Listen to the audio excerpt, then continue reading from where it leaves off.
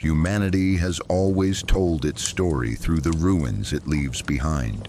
Long before our modern world took shape, vast civilizations rose from dust, carved their names into stone, and believed, with absolute certainty, that their order would endure forever.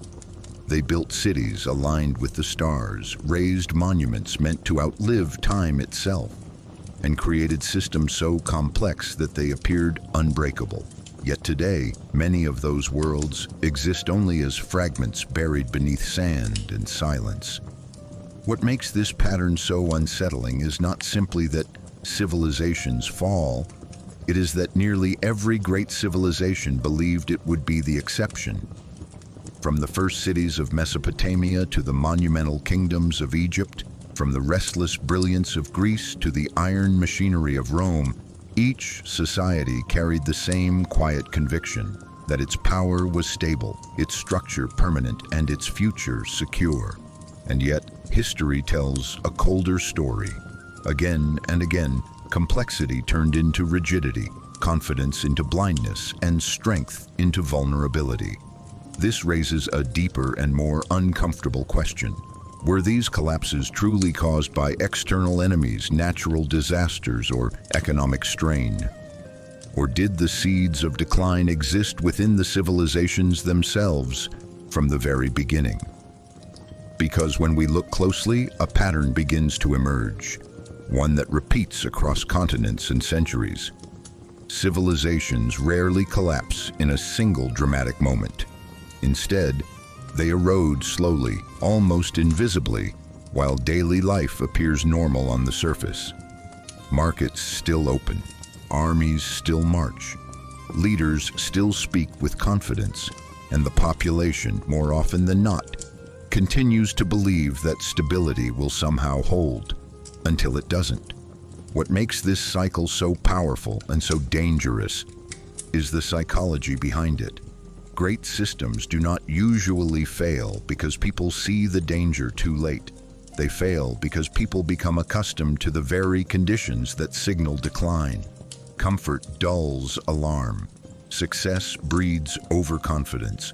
And institutions that once created strength gradually become too rigid to adapt when the world begins to shift. In many ways, the story of ancient civilizations is not only about the past, it is also a mirror reflecting patterns of human behavior that continue to shape societies today.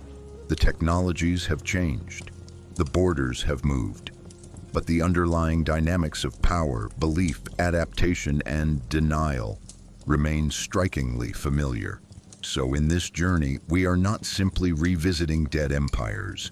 We are examining the hidden mechanics of how complex human systems rise, stabilize, and eventually begin to fracture from within. We will move through the world of the first city builders, the architects of divine kingship, the birthplaces of philosophy and democracy, and the engineers of the most formidable empire the ancient world had ever seen. But more importantly, we will trace the quiet signals that appeared long before each civilization reached its breaking point. Because history rarely whispers its warnings loudly, and the most dangerous moment for any civilization may be the moment it feels most secure. Welcome to the enigmatic veil. When we look across the long arc of history, one truth becomes impossible to ignore. Civilizations do not rise by accident. Beneath every great empire, every monumental city, and every enduring culture lies a foundation built from a small set of powerful forces. These forces appear again and again, whether in the river valleys of Mesopotamia, the floodplains of the Nile, the rugged coasts of Greece, or the vast road networks of Rome. Geography, resources, social organization, belief systems, and trade routes. Together, they form the hidden architecture of civilization itself. Geography is always the silent beginning. Long before laws are written or armies assembled, the land itself shapes what is possible. Rivers provide not only water, but predictability. Mountains offer protection, but also isolation. Open plains invite expansion but expose societies to invasion. The earliest civilizations did not emerge randomly. They appeared in places where geography offered a fragile but powerful advantage. Yet geography is a double-edged force. The same river that nourishes agriculture can flood and destroy. The same natural barriers that protect a culture can also trap it in strategic complacency. Over time, many civilizations begin to mistake geographic fortune for permanent security. And history shows how dangerous that illusion can become. But geography alone is never enough.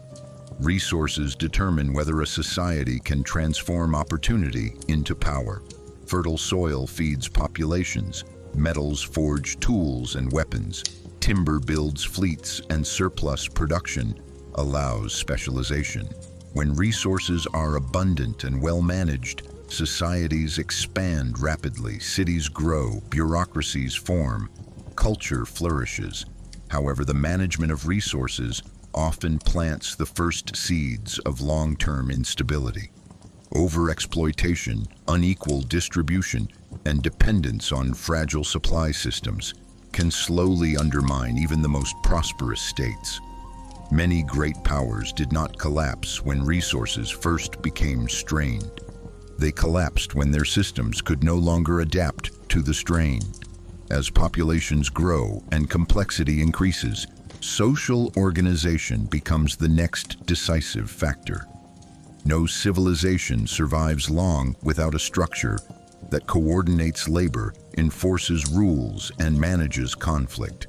Early on, flexible and responsive institutions tend to fuel rapid growth, but success carries a hidden cost. Systems that once enabled expansion often harden over time. Hierarchies become rigid, bureaucracies multiply, elites distance themselves from the realities of the broader population. What once functioned as an engine of order gradually transforms into a mechanism of inertia. History repeatedly shows that the most dangerous moment for a complex society is not when its institutions are weak, but when they are too rigid to change. Yet even structure and material wealth do not fully explain the endurance of civilizations. Beneath laws and economies lies something less visible but equally powerful: belief systems. Every enduring civilization develops a shared framework that explains the world, justifies authority, and binds the population into a common psychological reality. In ancient Egypt, divine kingship fused cosmic order with political power. In Rome, civic identity and imperial destiny created a powerful sense of collective purpose. Belief systems reduce uncertainty and create cohesion, but they also introduce risk. When a society's core beliefs become too tightly fused with its institutions, adaptation becomes psychologically difficult. Warning signs are ignored. Dissent is reframed as disloyalty, and by the time reality forces change, the system often lacks the flexibility to respond. Finally, no civilization exists in isolation. Trade routes act as the circulatory system of the ancient world, moving not only goods but ideas, technologies, and cultural influences across vast distances. Control of trade can generate immense wealth and strategic advantage. It can transform regional powers into global ones. But connectivity also introduces vulnerability. The more complex and interdependent trade networks become, the more exposed a civilization is to disruption, whether from conflict, environmental shifts, or internal instability. Many societies reached their peak precisely when their networks were most expansive and most fragile. When we step back and view these forces together, a pattern begins to emerge. Civilizations rise when geography offers opportunity. Resources are abundant, social systems remain adaptive, belief structures unify rather than blind, and trade networks expand without becoming dangerously overextended. But over time, the balance shifts. Advantages harden into assumptions. Flexibility gives way to rigidity. Confidence slowly transforms into systemic blindness. Mesopotamia, the first cities long before empires stretched across continents, before marble temples crowned distant capitals, and before history was carved into monumental stone, there was Mesopotamia, the land between the rivers. Here, in the fertile plains shaped by the Tigris and Euphrates, humanity crossed one of its most important thresholds. For the first time in recorded history, scattered human communities began to gather, concentrate, and organize themselves into something entirely new: the city.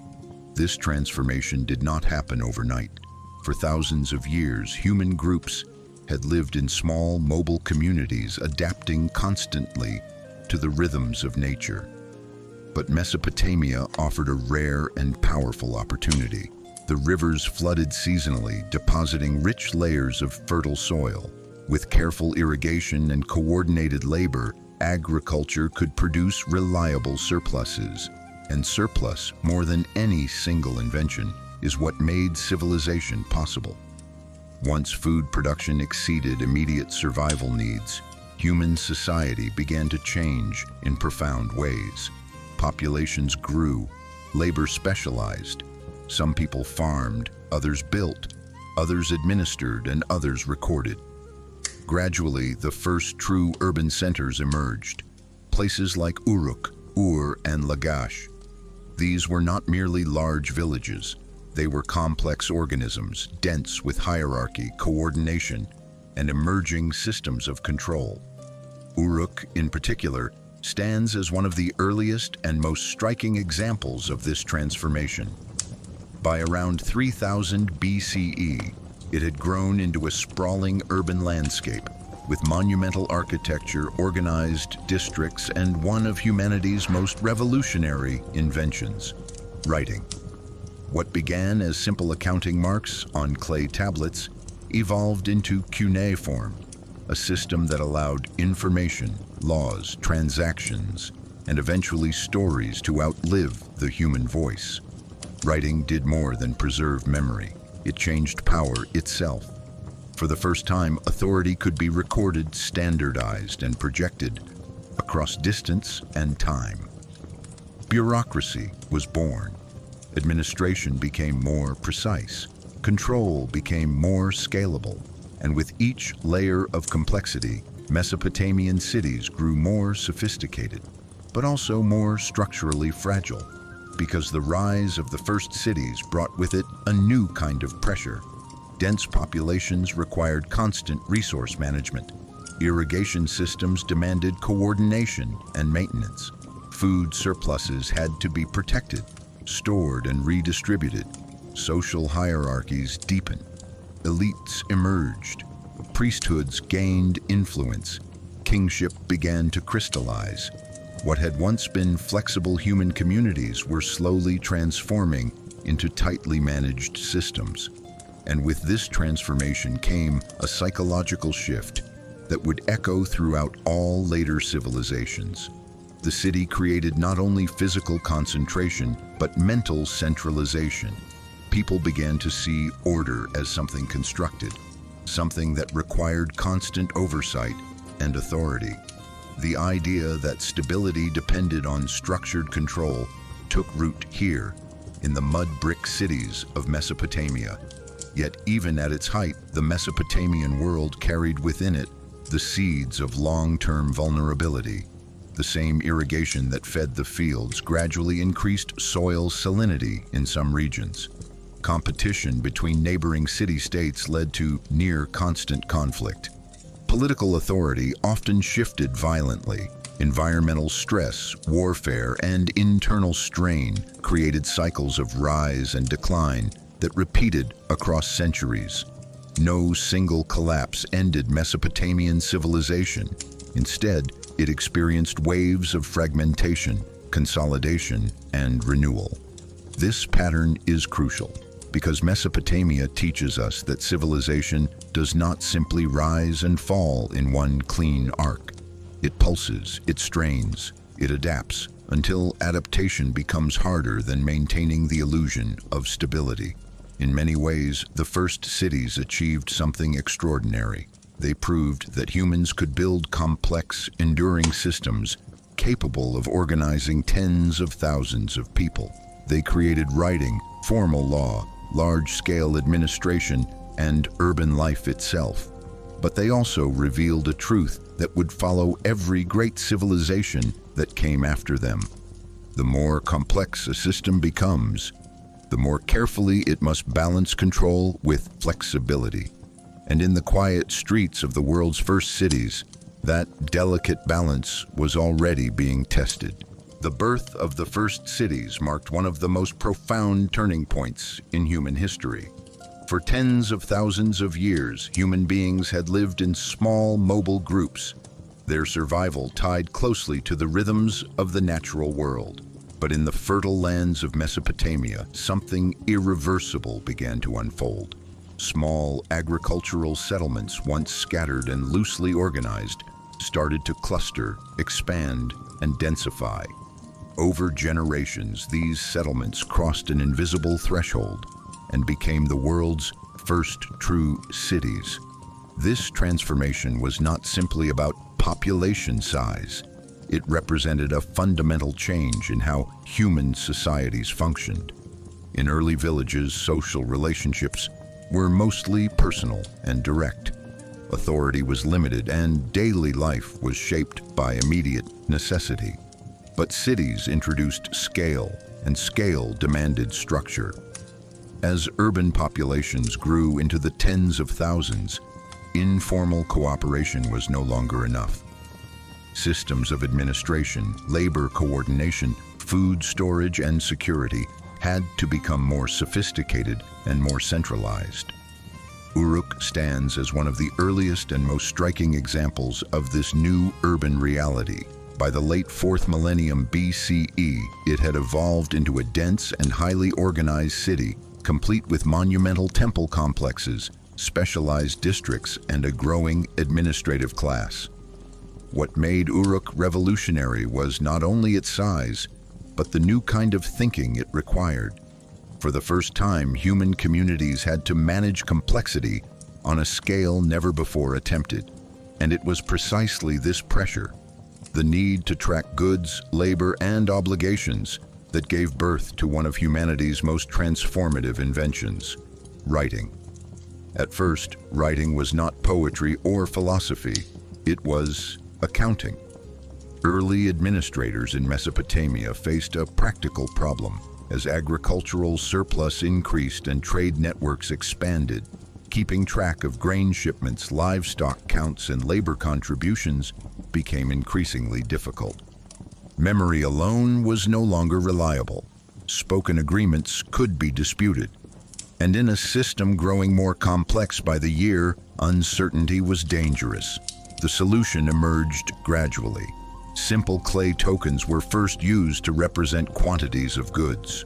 Over time, these evolved into markings pressed onto wet clay tablets, pictographic symbols that could record transactions with far greater precision. By around 3200 BCE, these markings developed into what we now call cuneiform writing. This moment cannot be overstated, because writing did not merely record civilization, it accelerated it. Once information could be preserved outside the human mind, administration became more powerful and more scalable. Laws could be standardized, taxes could be tracked, authority could extend beyond immediate personal oversight. Knowledge could accumulate across generations rather than being lost with each passing lifetime. But writing also introduced a quieter, more subtle shift in human society. It created distance between power and people. Where earlier communities relied heavily on face-to-face trust and oral tradition, written systems allowed control to become more abstract and more institutional. Orders could be issued from afar. Records could define obligations impersonally. Bureaucracy, the quiet machinery of complex states, began to take shape.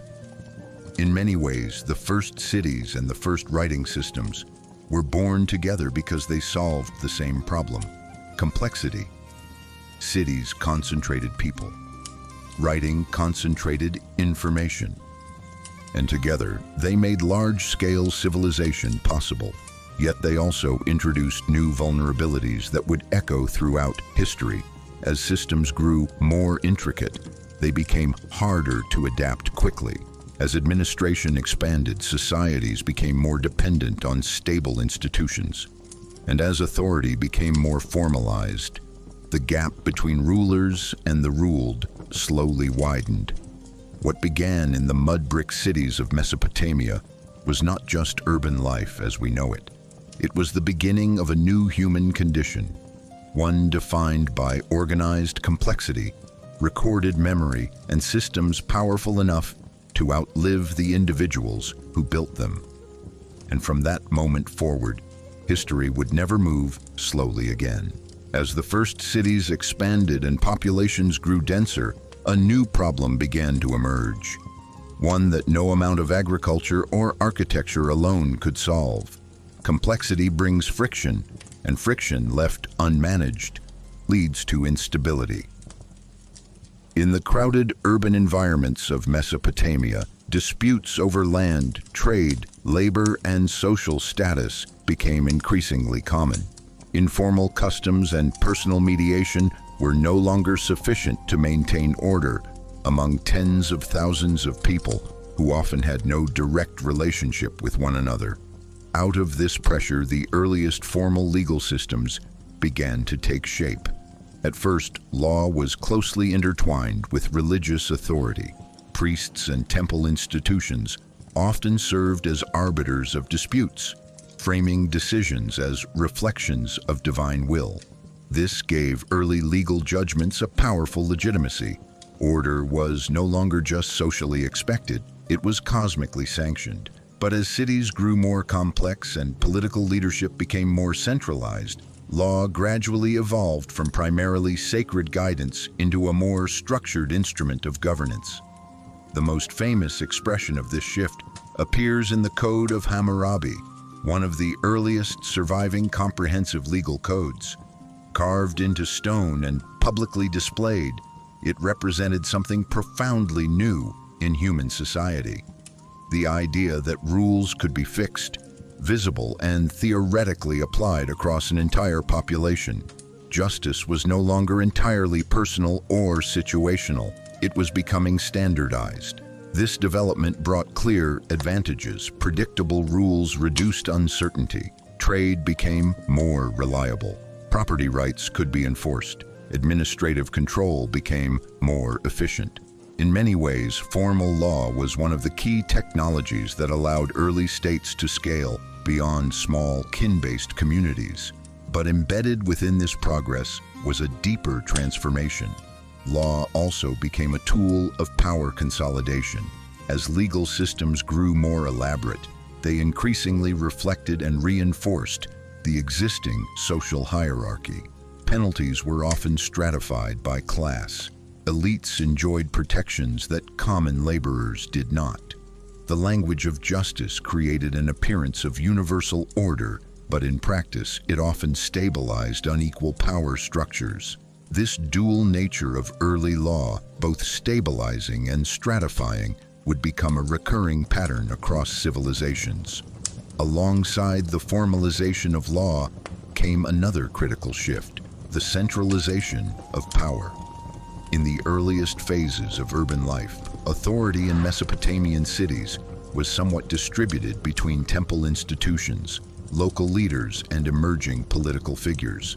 But over time, the pressures of warfare, large-scale irrigation management, and inter-city competition favored more concentrated leadership. The figure of the king, once limited, began to expand in scope and authority. Centralization offered undeniable short-term advantages. Decisions could be made more quickly. Large infrastructure projects could be coordinated more effectively. Armies could be mobilized with greater efficiency. In periods of external threat or internal strain, a strong central authority often appeared to be the most reliable path to stability. Yet history repeatedly reveals the long-term tension within centralized systems. The more power concentrates at the top, the more the system depends on the clarity, competence, and adaptability of a relatively small decision-making core. Feedback from the broader population becomes filtered. Local conditions become harder to perceive accurately from the center. Bureaucracies, once designed to improve efficiency, can begin to prioritize self-preservation over responsiveness. In Mesopotamia, this dynamic appeared early and often. Periods of strong centralized rule frequently alternated with fragmentation and regional autonomy. Empires formed, expanded, strained under their own administrative weight, and then fractured, only to be rebuilt again in new configurations. This pattern matters because the birth of legal systems and the centralization of power were not isolated administrative innovations. They were foundational shifts in how human societies managed scale, conflict, and complexity. They made large civilizations possible. They enabled coordination on a level previously unimaginable. But they also introduced structural tensions that would follow every major civilization that came after. The very mechanisms that created order would, over centuries, quietly increase the risk of rigidity. And in the long arc of history, rigidity has often proven to be far more dangerous than disorder. Ancient Egypt, order against chaos. If Mesopotamia represents the restless birth of urban complexity, ancient Egypt represents something very different, a civilization built on the relentless pursuit of order. Along the narrow, life-giving ribbon of the Nile River, Egyptian society developed one of the most stable and enduring political systems in the ancient world. For thousands of years, while other regions experienced repeated cycles of fragmentation and conflict, Egypt projected an image of continuity, balance, and cosmic harmony. This was not accidental. Egyptian civilization was shaped by a powerful and deeply internalized idea, the eternal struggle between order and chaos. In Egyptian thought, this balance was expressed through the concept of ma'at, the principle of truth, harmony, stability, and rightful order that governed both the universe and human society. Maintaining ma'at was not merely a political goal, it was a cosmic responsibility, and at the center of that responsibility stood the pharaoh. Unlike many other ancient rulers, the Egyptian pharaoh was not simply a political leader. He was understood as the living guarantor of cosmic balance, a bridge between the human world and the divine order of the universe. This fusion of political authority and sacred legitimacy created one of the most powerful stabilizing mechanisms in early history. Obedience was not framed merely as loyalty to a ruler. It was framed as participation in maintaining the balance of existence itself. This belief system produced extraordinary results. Egyptian society achieved remarkable continuity across millennia. Monumental architecture such as the pyramids and vast temple complexes demonstrated an unparalleled capacity for coordinated labor and long-term planning. Agricultural production along the Nile's predictable flood cycles supported a relatively stable population. Administrative systems became highly refined. Compared to the near-constant volatility of Mesopotamian city-states, Egypt appeared almost timeless. But beneath this remarkable stability lay a subtle and growing vulnerability, because systems built around the preservation of order often become increasingly resistant to necessary change. The very success of Egyptian stability created a psychological and institutional preference for continuity over adaptation. When a civilization defines its highest virtue as maintaining balance, any significant structural reform can begin to feel not merely risky but dangerous, even sacrilegious. Over long stretches of time, this dynamic produced what might be called stability rigidity. Egyptian institutions became highly effective at preserving established patterns, but less flexible when confronted with unfamiliar pressures. Periods such as the First Intermediate Period and later the Late Bronze Age disruptions revealed moments when the carefully maintained equilibrium could fracture under environmental stress, economic strain, or political fragmentation. Yet even during periods of weakness, the Egyptian system showed an extraordinary capacity for restoration. Time and again, central authority reconstituted itself, and the ideology of Ma'at reasserted its psychological hold over the population. This resilience is one of the most remarkable features of Egyptian civilization, and also one of its most revealing, because ancient Egypt demonstrates a critical truth about complex societies. Extreme instability is dangerous, but extreme stability carries its own hidden risks.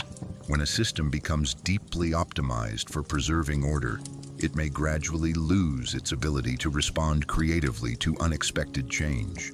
Warning signs can be interpreted as temporary disturbances rather than structural threats. Elites invested in continuity may underestimate emerging pressures, and populations accustomed to long periods of predictability may struggle to recognize the early signals of systemic strain. In this sense, Egypt's long endurance was both its greatest achievement and its most subtle constraint. It proved that human societies could maintain large-scale order across centuries, something Mesopotamia struggled to achieve consistently. But it also revealed that the pursuit of perfect stability can, over very long time horizons, narrow a civilization's adaptive flexibility. And as later history would show again and again, the civilizations that endure the longest are not always the ones that remain strongest forever. Sometimes, they are simply the ones that take longer to realize the balance has begun to shift. At the very heart of ancient Egypt's extraordinary stability stood one of the most powerful political innovations in human history, the pharaonic system. Unlike many early rulers who derived authority primarily from military strength or elite consensus, the Egyptian pharaoh occupied a far more elevated position. He was not merely a king who ruled by divine favor. He was understood to be divine himself, the living embodiment of cosmic order on earth. This distinction mattered profoundly, because when political authority is framed as human, it can be questioned, negotiated, or resisted. But when authority is framed as sacred and cosmically necessary, obedience transforms from a political act into a moral and spiritual obligation. In Egypt, loyalty to the pharaoh was inseparable from loyalty to Ma'at, the universal principle of balance, truth, and order. To challenge the ruler was not simply to challenge the state, it was to risk participating in cosmic disorder. The architecture of Egyptian power reflected this fusion at every level. Monumental temples, vast mortuary complexes, and the carefully orchestrated rituals of kingship continuously reinforced the pharaoh's unique status. Through art, inscription, and ceremony, the ruler was depicted not as distant from the gods, but as part of their continuum, the indispensable human anchor of divine stability. This system created one of the most psychologically effective forms of centralized authority the ancient world had ever seen. Because divine kingship solved a critical problem that many early states struggled with: legitimacy at scale. In large, complex societies, rulers must convince vast populations, many of whom will never see the ruler directly, that the existing order is natural, necessary, and beneficial. Egypt achieved this not primarily through constant coercion, but through a deeply internalized belief structure. The population did not simply obey the pharaoh out of fear. Many obeyed because the system made obedience feel cosmically correct. However, the very strength of this model contained an important structural tension. When authority is heavily personalized and sacralized, the stability of the entire system becomes closely tied to the perceived strength and competence of the ruler. Strong pharaohs could reinforce unity, coordinate massive projects, and maintain the illusion of eternal order. But periods of weak leadership exposed the system's underlying fragility. Without the full psychological weight of a commanding divine figure, administrative coherence could begin to loosen. Regional elites could grow more autonomous, and the carefully maintained image of unbreakable order could start to crack. This dynamic became especially visible during Egypt's intermediate periods, when central authority weakened and the ideological aura surrounding kingship temporarily dimmed. These moments reveal an important truth about highly centralized sacred systems. Their greatest strength, unified legitimacy, can also become their greatest vulnerability when continuity is disrupted. Yet for remarkable stretches of time, the Egyptian model worked with extraordinary effectiveness. The fusion of divine authority, bureaucratic administration, agricultural predictability, and cultural continuity produced one of the longest-lasting state structures in the ancient world. Few civilizations maintained such a strong sense of civilizational identity across millennia, and still, beneath the surface of this apparent permanence, the same quiet question lingered, one that echoes across many complex societies in history. What happens when a system becomes so committed to preserving order that it becomes less able to recognize when the world around it is beginning to change? In ancient Egypt, the pharaonic system demonstrated the immense stabilizing power of sacred authority, but it also offered an early glimpse into a recurring historical pattern. When political legitimacy becomes deeply intertwined with cosmic certainty, adaptation can become psychologically difficult. And over very long stretches of time, even the most divinely sanctioned systems must eventually confront the reality that order, no matter how carefully maintained, is never truly permanent. One of the most striking psychological features of ancient Egypt was its deep and persistent obsession with stability. While many neighboring civilizations experienced frequent political upheaval, shifting city alliances, and rapid institutional change, Egypt developed a civilizational mindset that placed extraordinary value on continuity. Stability was not simply desirable, it was sacred.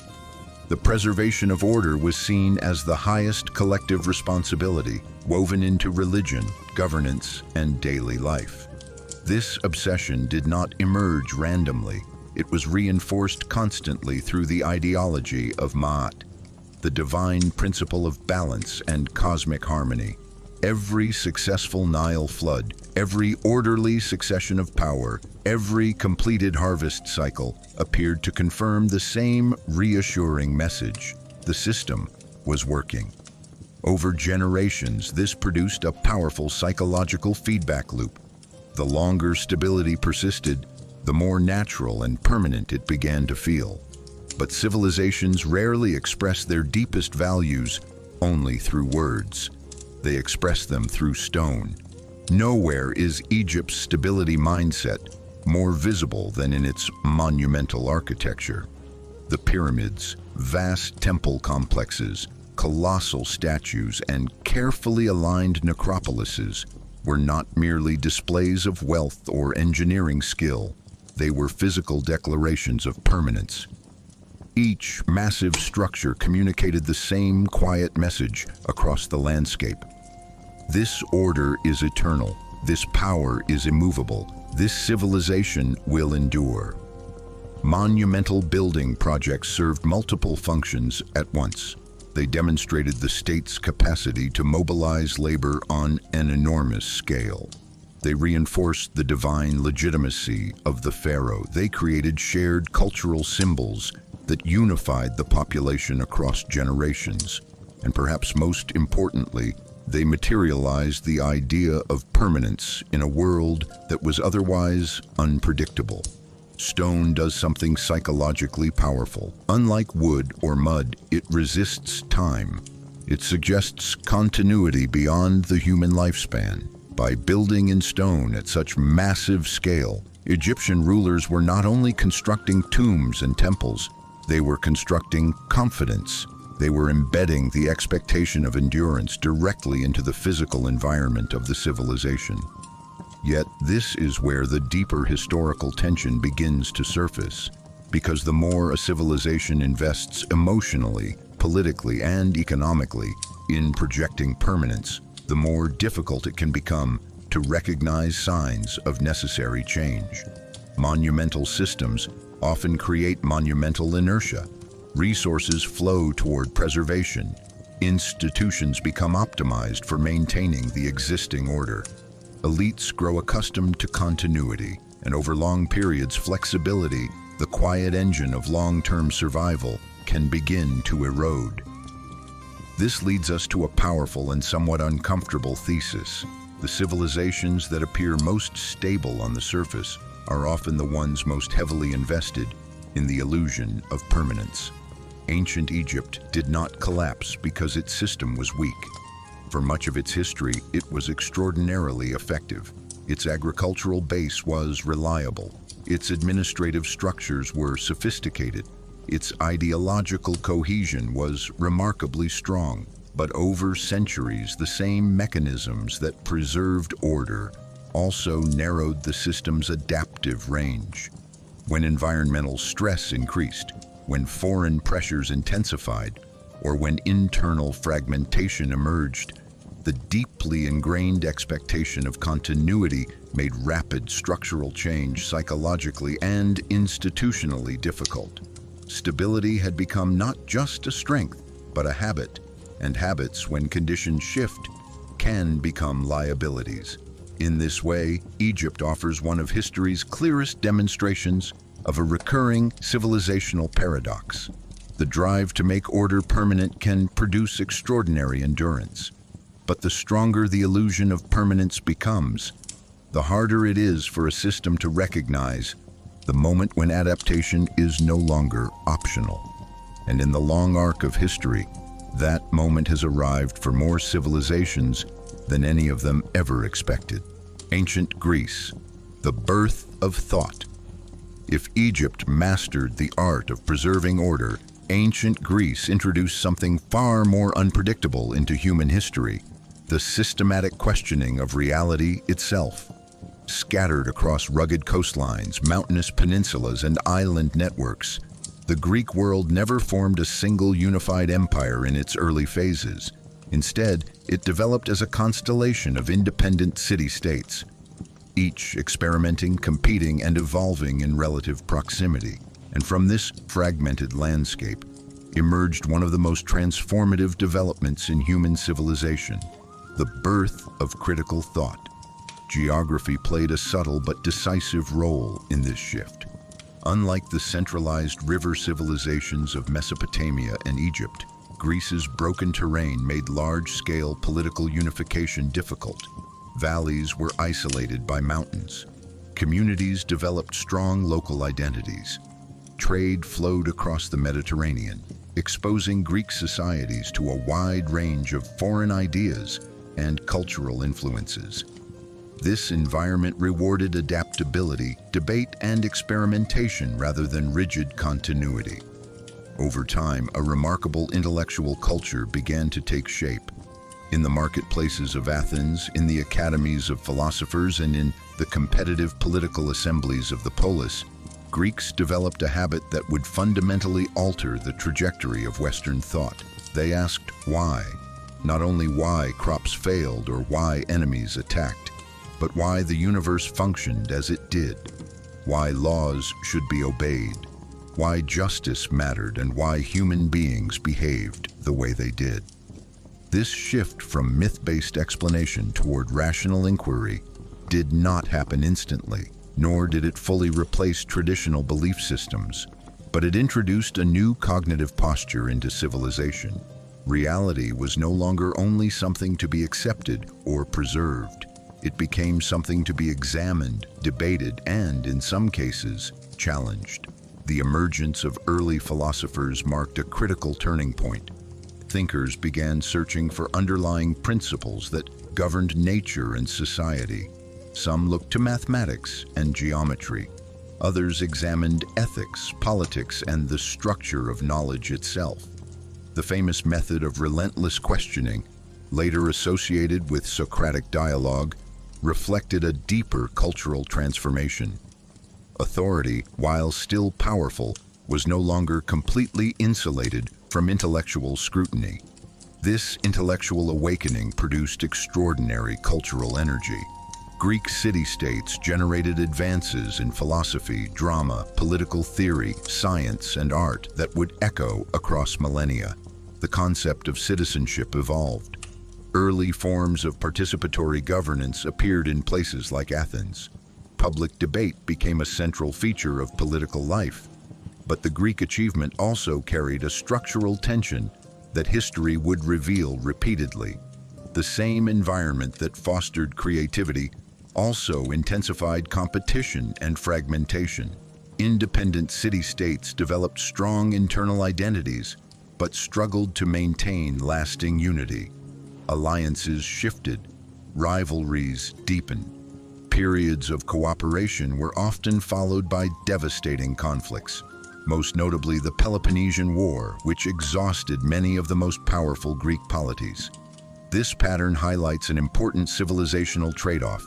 Societies that encourage open inquiry and decentralized political energy often generate remarkable bursts of innovation, but they may also face greater difficulty maintaining long-term, large-scale cohesion, especially when external pressures mount. Ancient Greece did not fail because it lacked brilliance. In many respects, it was one of the most intellectually dynamic cultures the world had ever seen. Its ideas would profoundly shape later Roman governance, Renaissance thought, and modern philosophical traditions. But its political fragmentation made sustained unified power difficult to maintain. In this sense, Greece revealed another recurring historical dynamic. Extreme stability can produce rigidity, but extreme dynamism can produce fragmentation, and the long story of civilization often unfolds in the unstable space between those two forces, between the desire to preserve order and the equally powerful impulse to question it. With ancient Greece, humanity crossed a new threshold. For the first time at scale, a civilization began to systematically examine not just how the world worked, but whether the structures governing human life were justified at all. And once that question enters history, it never fully disappears. At the core of ancient Greece's unique development stood the polis, the city-state, one of the most influential political inventions in human history. Unlike the vast, centralized empires of Egypt or Mesopotamia, the Greek world evolved into a mosaic of relatively small, self-governing communities. Each polis functioned as an independent political organism, complete with its own laws, institutions, military forces, and civic identity. This structure fundamentally reshaped how power, citizenship, and political participation were understood. The polis was not simply a physical city surrounded by walls. It was a deeply embedded social contract. To belong to a polis was to participate, at least in theory, in its collective life. Citizens were expected to serve in the military, engage in public debate, and contribute to the political process. This level of civic involvement created a new psychological relationship between individuals and the state. Authority was no longer exclusively distant and divine. It became, in certain contexts, something negotiated within the community itself. Among the many polis, Athens developed one of the most historically consequential experiments: early democracy. The Athenian system did not emerge fully formed. It evolved gradually through a series of reforms that redistributed political power away from purely aristocratic control. Assemblies expanded, legal procedures became more formalized. Mechanisms were introduced that allowed broader segments of the male citizen population to participate in decision-making. For the first time at significant scale, Governance was framed not solely as the domain of kings or narrow elites, but as a collective civic responsibility. This innovation produced profound effects. Public debate became institutionalized. Political persuasion became a central skill. Laws were increasingly framed as products of civic consensus rather than purely imposed authority. The psychological distance between the governed and the governing body narrowed in ways rarely seen in earlier civilizations. However, the Athenian democracy carried important limitations that must be understood clearly. Participation was restricted primarily to free adult male citizens. Women, enslaved people, and large segments of the population remained excluded from political power. In practice, the democratic system rested on a relatively narrow civic base. Yet even with these constraints, the conceptual breakthrough was enormous. For the first time, large numbers of citizens experienced governance not merely as something done to them, but as something done by them. This shift introduced both remarkable strengths and subtle vulnerabilities. On one hand, the police system fostered intense civic engagement, rapid innovation in political thought, and a strong sense of local identity. Citizens who felt invested in the political process often demonstrated high levels of participation and military commitment. Public accountability mechanisms such as ostracism and open assemblies created new ways to manage leadership risk. On the other hand, the same participatory dynamism could produce volatility. Public opinion could shift quickly. Charismatic speakers could influence large assemblies. Rival polis competed fiercely, and the lack of sustained large-scale political unity left the Greek world vulnerable to prolonged internal conflict. The Peloponnesian War exposed many of these tensions. Democratic Athens and oligarchic Sparta, along with their respective allies, became locked in a prolonged and exhausting struggle that weakened the broader Greek system. Political experimentation had generated extraordinary intellectual and cultural vitality, but it had not solved the enduring problem of stable, large-scale coordination. This reveals another recurring pattern in the history of complex societies. The diffusion of political participation can unleash tremendous creative and civic energy, but without durable mechanisms for long-term cohesion, highly competitive political ecosystems can drift toward fragmentation and internal strain. Ancient Greece did not leave behind a single unified empire in its classical period. Instead, it left something arguably more influential, a political and philosophical legacy that would shape how later civilizations thought about citizenship, governance, and the legitimacy of power. The polis and the early democratic experiments of Athens did not perfect political order, but they permanently changed the questions human societies would ask about it. And once populations begin to see power as something that can be debated, distributed, and contested, the structure of civilization itself becomes far more dynamic and far less predictable. As the political experiments of the Greek city-states matured, something even more transformative began to unfold, a true explosion of philosophical inquiry.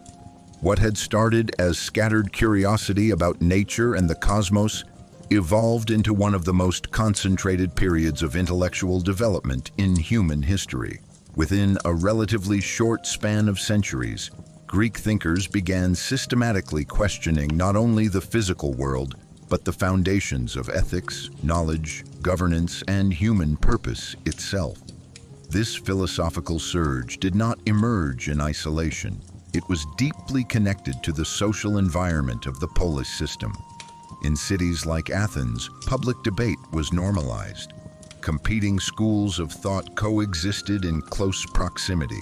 Teachers, rhetoricians, mathematicians, and philosophers operated in a culture that increasingly valued argument, persuasion, and intellectual distinction.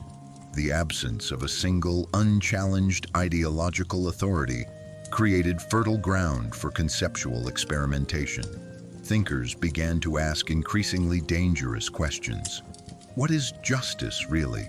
What makes a law legitimate? Is power naturally just or merely enforced? Can truth be discovered through reason alone? These were not merely abstract exercises.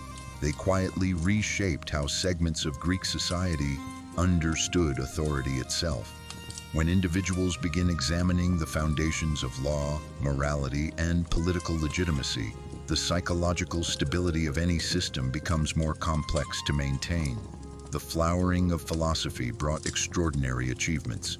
Advances in logic, ethics, political theory, mathematics, and natural philosophy laid intellectual foundations that would influence civilizations for millennia. The Greek world became, for a time, one of the most intellectually dynamic regions on Earth. But intellectual dynamism carries structural side effects. The same environment that encouraged open inquiry also intensified internal division.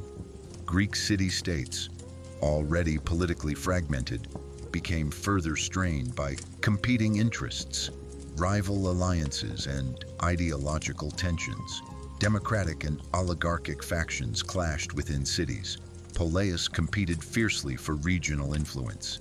Strategic cooperation proved difficult to sustain over long periods. The Peloponnesian War revealed just how fragile the Greek balance had become.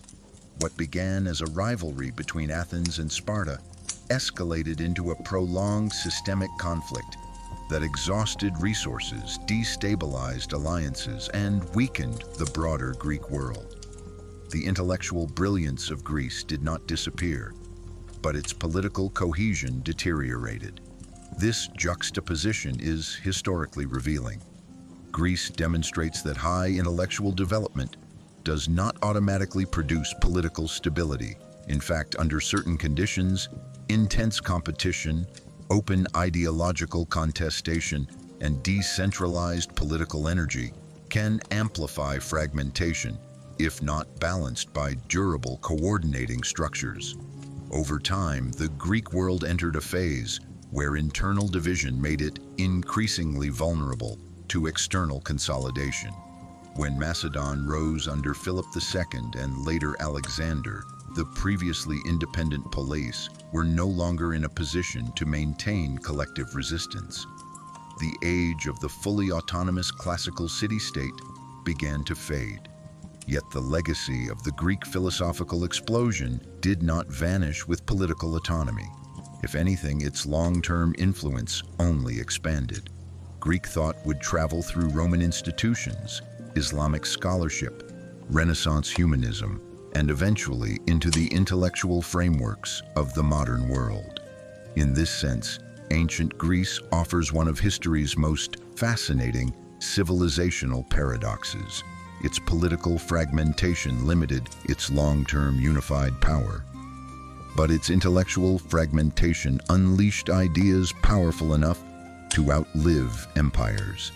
And this raises a deeper, more unsettling pattern that echoes far beyond the ancient Mediterranean.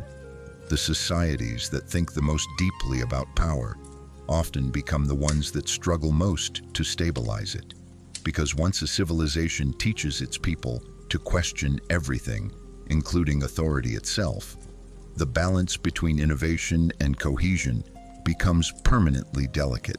And in that delicate space, both brilliance and fracture can grow side by side. Rome, the machinery of power. If Greece gave the world the language of philosophy, Rome built the most formidable political machine the ancient world had ever seen. Where the Greek city-states thrived on intellectual dynamism but struggled with lasting unity, Rome developed something different, a system optimized for expansion, integration, and long-term control. It was not merely Rome's armies that made it powerful. It was Rome's ability to transform conquest into structure. From its early republican roots, Rome displayed an unusual institutional flexibility. Power was distributed across magistrates, assemblies, and the Senate in ways that allowed the state to adapt during its formative centuries.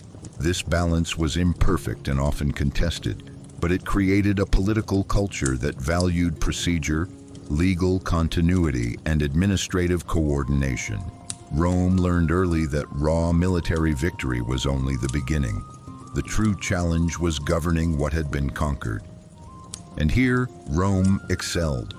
As Roman influence expanded across the Mediterranean, the state developed an increasingly sophisticated framework of roads, provincial administration, taxation systems, and legal integration. The famous Roman road network did more than move legions. It moved information, commerce, and authority. Communication across vast distances became faster and more reliable than in any previous empire of comparable size. Governors could be installed, taxes could be collected, rebellions could be detected and suppressed with growing efficiency. This was the emergence of power as machinery. Roman law became one of the empire's most enduring tools. By standardizing legal frameworks across diverse populations, Rome created a shared administrative language that extended far beyond the city itself. Local elites in conquered regions were often incorporated into the Roman system, rather than simply displaced. Citizenship, once tightly restricted, gradually expanded in calculated phases, binding distant populations more closely to the imperial center. This strategy produced extraordinary results. Rome was not merely conquering territory, it was absorbing it. For centuries, the system worked with remarkable effectiveness. Military discipline, bureaucratic organization, infrastructure investment, and legal integration combined to produce one of the most resilient imperial structures in ancient history. The Roman world, at its height, projected an image of unstoppable momentum and structural permanence. But beneath this formidable machinery, subtle pressures were already accumulating. As Rome expanded, its administrative complexity multiplied. Managing distant provinces required layers of bureaucracy. Maintaining frontier security demanded constant military expenditure. Political competition within the elite intensified as the stakes of central power grew higher. What had once been a relatively balanced republican system began to strain under the weight of imperial scale. The late Republic revealed the first major fractures. Elite rivalries escalated into cycles of political violence. Military commanders developed personal loyalty networks that sometimes rivaled the authority of the state itself. Institutional norms that had once moderated competition began to erode. The transition from republic to empire under Augustus stabilized the system in the short term, but it also concentrated unprecedented authority in the imperial office. Centralization restored order, but it also increased systemic dependency on the quality of leadership at the top. Over the long arc of imperial history, Rome demonstrated both the immense strength and the hidden fragility of highly optimized power systems. For centuries, the machinery functioned with impressive resilience. Trade flourished, cities expanded. The Pax Romana created long stretches of relative stability across vast territories. Yet the very efficiency of Rome's system created structural inertia. Administrative costs rose, military commitments expanded, political legitimacy became increasingly tied to imperial performance. When external pressures intensified and internal cohesion weakened in the later centuries of the empire, adaptation became more difficult. This is Rome's most important lesson. Power, when systematized effectively, can scale to astonishing levels. But the more complex and interconnected the machinery becomes, the more carefully it must be maintained. Rome did not collapse in a single dramatic moment. Like many great systems before and after it, it experienced a long, uneven process of strain, adjustment, partial recovery, and gradual fragmentation. To those living within the empire, the system often still appeared functional. even as underlying stresses accumulated. And this is perhaps the most enduring insight Rome offers to the study of civilizations.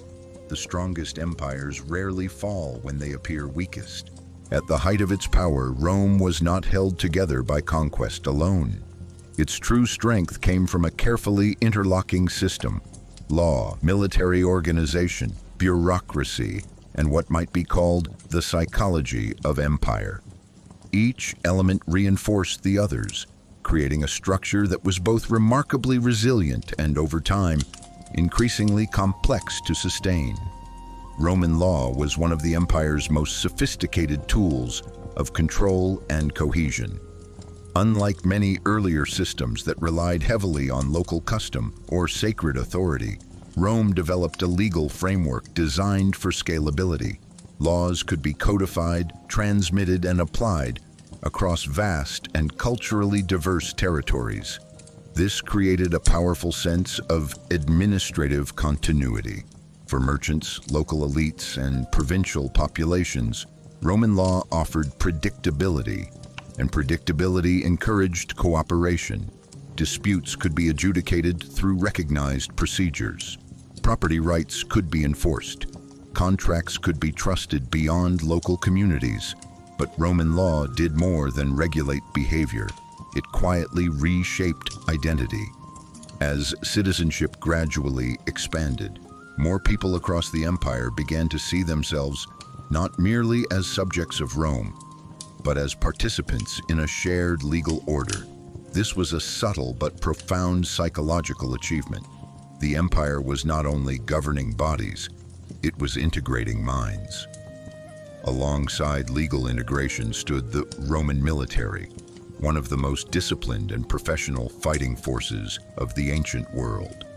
The Roman army was not simply a collection of warriors. It was an institution engineered for endurance. Standardized training, strict hierarchy, logistical planning, and long-term service structures transformed the legions into a highly reliable instrument of state power. Roads built by the military enabled rapid deployment. Frontier fortifications extended the empire's defensive reach. Veterans were often settled in strategic colonies, further embedding Roman influence in newly secured regions. Yet the army also introduced long-term political risk. As Rome expanded, successful generals accumulated enormous personal loyalty from their troops. In the late Republic, this dynamic began to destabilize the traditional balance of power. Armies that were supposed to serve the state increasingly became tied to individual commanders. The system adapted under the empire by placing military authority more firmly under imperial control. But the underlying tension never fully disappeared. Supporting both law and military force was an increasingly elaborate bureaucratic apparatus. Provincial governors, tax collectors, census officials, engineers, and administrative staff formed the quiet infrastructure that allowed Rome to function across continents. Bureaucracy is rarely celebrated in heroic narratives, but without it, Rome's territorial scale would have been impossible to maintain. In its early phases, Roman administration retained a degree of pragmatic flexibility. Local customs were often tolerated. Provincial elites were incorporated into governance structures. Rome understood that excessive rigidity could provoke resistance. But over time, as the empire matured and pressures mounted, the administrative system grew heavier and more complex. Layers of oversight multiplied. Fiscal demands increased. Maintaining cohesion across such a vast structure required ever greater institutional effort. Beneath all of this, law, army, bureaucracy, lay something less visible but equally powerful: the psychology of empire. Rome cultivated an image of inevitability. Through triumphal architecture, public rituals, coinage, and imperial messaging, the state projected a narrative of permanence and universal order. The Pax Romana was not only a geopolitical reality, it was a psychological environment. Many within the empire came to believe that Roman order was simply the natural state of the world. This belief was one of Rome's greatest strategic assets. When populations internalize the legitimacy and durability of a system, overt coercion becomes less necessary. Compliance becomes normalized. Resistance appears not only dangerous, but futile. Yet here again, the familiar historical tension emerges. The more successful an imperial system becomes at projecting permanence, the more difficult it can be to recognize early signals of structural strain. Rising military costs, administrative overextension, economic pressures, and political fragmentation do not immediately shatter the illusion of stability. Often, the machinery continues to function outwardly long after deeper stresses have begun to accumulate. Rome's power system was, in many respects, one of the most sophisticated ever constructed in the ancient world. It integrated law, force, administration, and psychology with extraordinary effectiveness. But it also demonstrated a recurring civilizational truth. Rome did not fall because it was weak. In many ways, Rome became the victim of the very strengths that had once made it unstoppable. At its height, the empire possessed unmatched military reach, sophisticated legal integration, vast infrastructure networks, and a deeply internalized imperial identity. For centuries, this system functioned with remarkable effectiveness. Expansion generated wealth. Wealth funded the army secured the borders protected the economy. It was a powerful feedback loop, but systems built for continuous success often struggle when the environment begins to change. Rome's early expansion had been fueled by flexibility, political, military, and administrative. The Republic adapted quickly. Institutions evolved under pressure. Local elites were incorporated rather than simply crushed. But as the empire grew larger and more complex, success gradually hardened into structure. What had once been adaptive mechanisms became entrenched habits. And habits, when scaled across continents, are notoriously difficult to reform. One of Rome's greatest strengths, territorial expansion, quietly transformed into one of its heaviest burdens. Vast frontiers required constant military presence. Garrisons stretched from Britain to the Near East. Logistics became increasingly expensive. Each new conquest added not only wealth, but also long-term administrative and defensive obligations. Over time, the cost of maintaining the empire began to rise faster than the benefits of expanding it. At the same time, political centralization, which had stabilized Rome after the chaos of the late Republic, introduced a new form of vulnerability. Imperial authority became heavily concentrated in the figure of the emperor. Strong rulers could hold the system together with impressive efficiency, but weak, short-lived, or contested leadership at the top could ripple instability throughout the entire structure. The empire had traded some of its early flexibility for centralized coherence, and that trade-off grew more consequential with each passing century. Economic pressures compounded the strain. Military expenditures rose. Administrative costs multiplied. Currency debasement and taxation pressures increased in various periods. While the empire remained enormously wealthy in absolute terms, the balance between income and structural obligation became more delicate.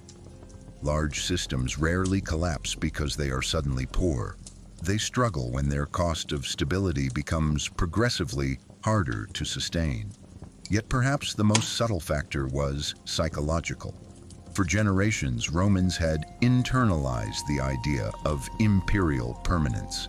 The Pax Romana had lasted so long that stability itself began to feel natural, almost guaranteed. When warning signs appeared, frontier pressure, political turbulence, fiscal strain, they often emerged gradually rather than catastrophically.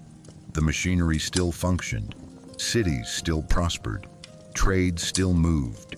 To many living within the system, the empire still looked strong.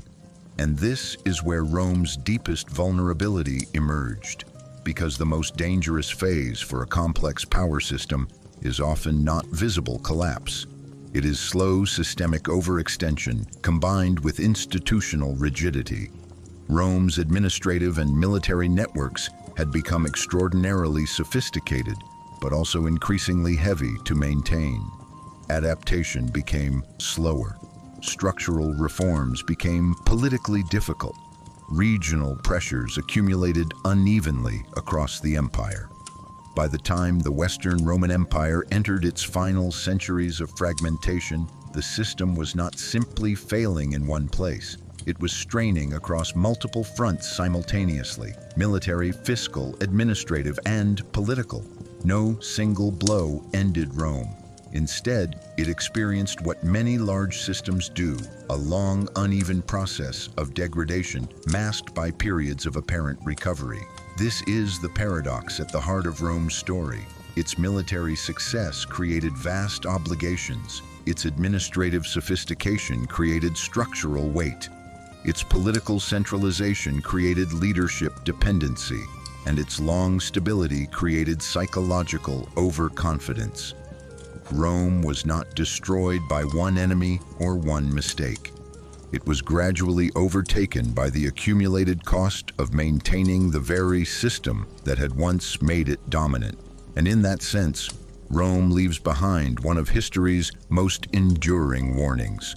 The greatest powers rarely collapse because they are suddenly weak, but because they become too optimized for the world that made them strong, and too slow to adapt when that world begins to change.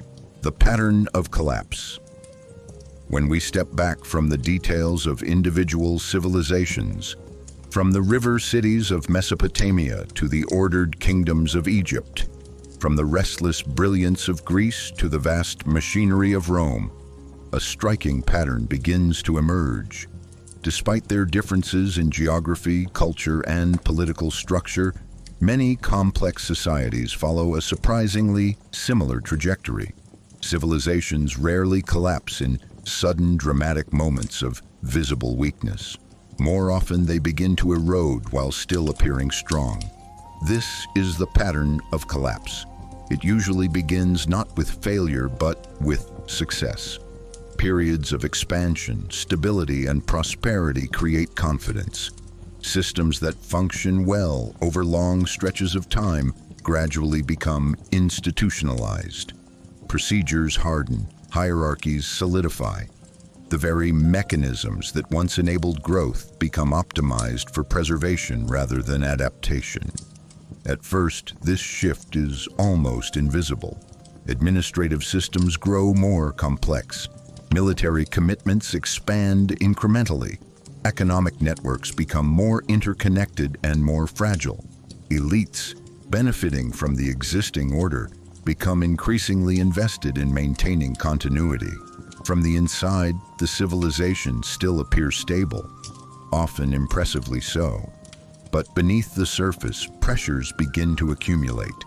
One of the earliest signals is what might be called elite insulation. Decision-makers at the center of power gradually become more removed from the conditions at the periphery. Information travels upward through bureaucratic filters. Local problems appear smaller or more temporary than they really are. Over time, the feedback loop that once allowed rapid adaptation begins to slow.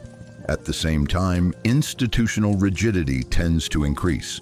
Systems designed during earlier phases of expansion become harder to reform.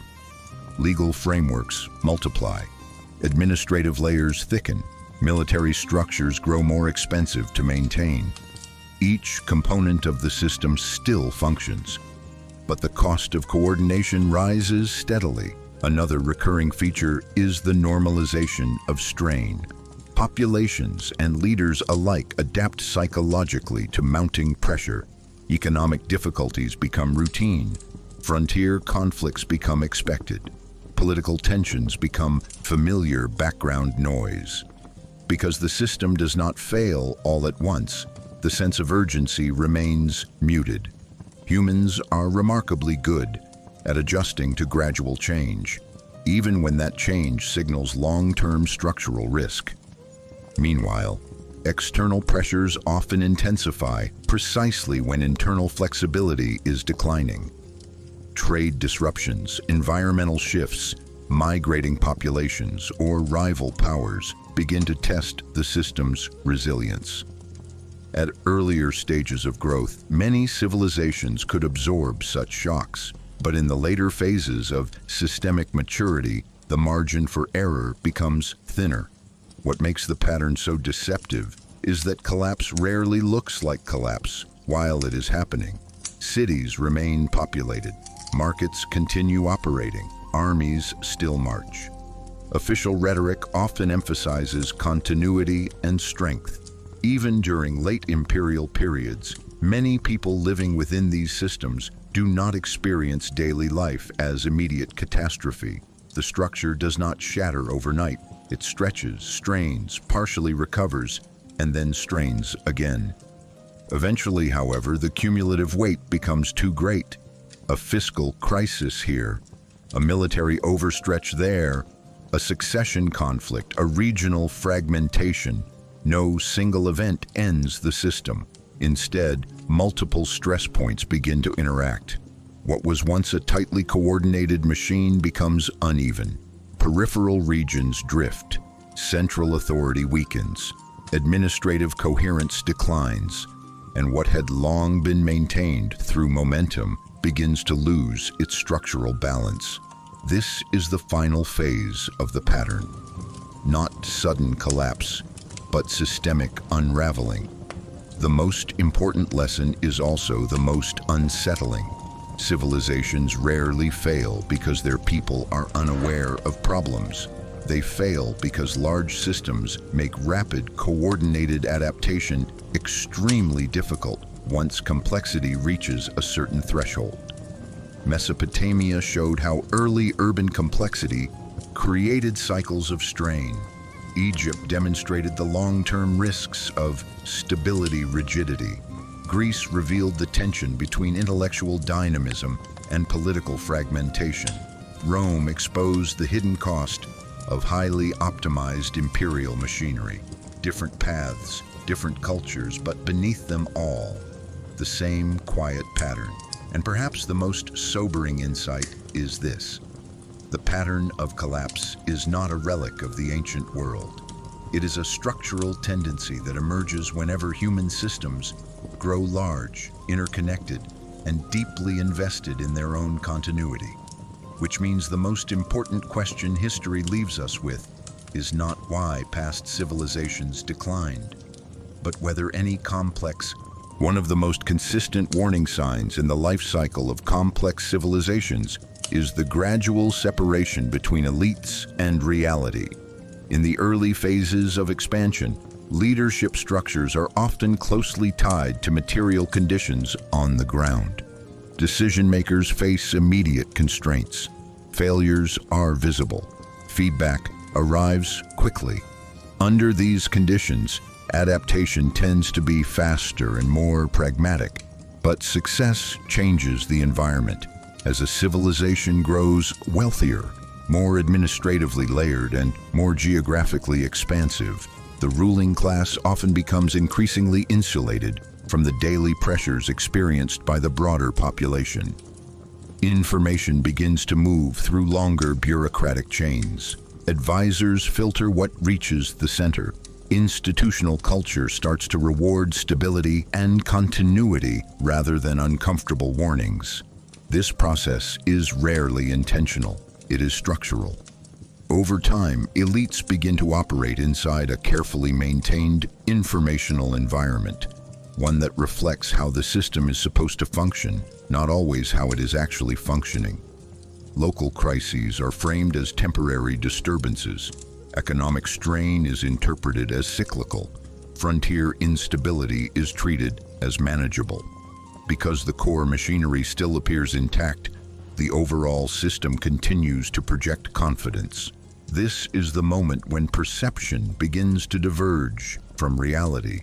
History shows that many advanced societies do not collapse because their leaders see the danger clearly and choose to ignore it.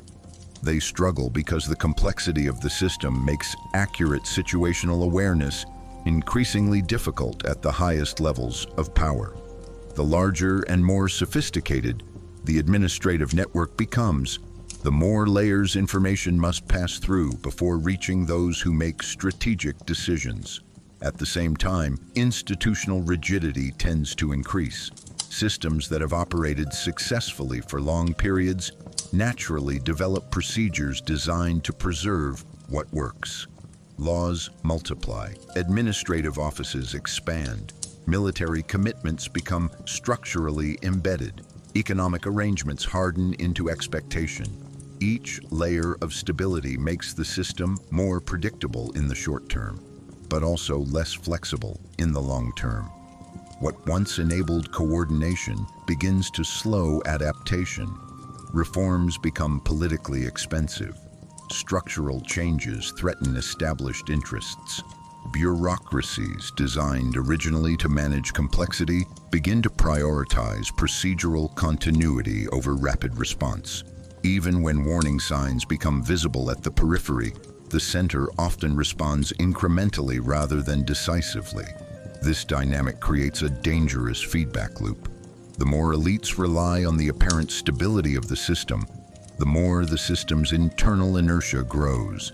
And the more rigid the system becomes, the harder it is to implement the kind of structural adjustments that earlier, more flexible phases of the civilization handled with relative ease. Importantly, this phase rarely feels like imminent collapse to those living within it. Cities remain active, institutions continue operating, revenue still flows, military forces remain formidable. From the inside, the system often still appears strong, sometimes even at its peak of outward sophistication. This is precisely what makes the pattern so historically persistent and so difficult to interrupt. Because by the time the gap between elite perception and structural reality becomes unmistakable, the cost of rapid adaptation is often extremely high. Across Mesopotamia, Egypt, Greece, and Rome, the details differ, but the underlying mechanism appears again and again. As complexity rises, elites tend to become more informationally distant. As stability persists, systems tend to harden. And once rigidity reaches a certain threshold, even relatively manageable shocks can begin to propagate more widely through the structure. This is not the moment of collapse itself. It is the phase when the system becomes quietly vulnerable to shocks it once could have absorbed. And in the long arc of history, civilizations rarely fail because they were always fragile. They fail because the very success that made them strong gradually made them less able to see and less able to adapt when the environment around them began to change. History rarely ends with the sound of a single collapse. Empires do not usually vanish in one dramatic night, nor do civilizations suddenly wake to find their world gone. More often, decline unfolds quietly, through small adjustments, delayed responses, and systems that continue to function just well enough to postpone alarm. Mesopotamia showed us the birth of complexity. Egypt revealed the power and risk of stability. Greece ignited the fire of questioning thought. Rome perfected the machinery of organized power. Different cultures, different geographies, different destinies, and yet, beneath them all, the same structural tension continued to surface. Civilizations rise when they are adaptive, flexible, and closely connected to reality. They begin to strain when success hardens into assumption. And they become vulnerable when systems grow so confident in their own stability that they stop noticing the cost of maintaining it. What makes this pattern so unsettling is not that past empires failed. It is how familiar the pattern remains. Large systems still expand. Institutions still harden.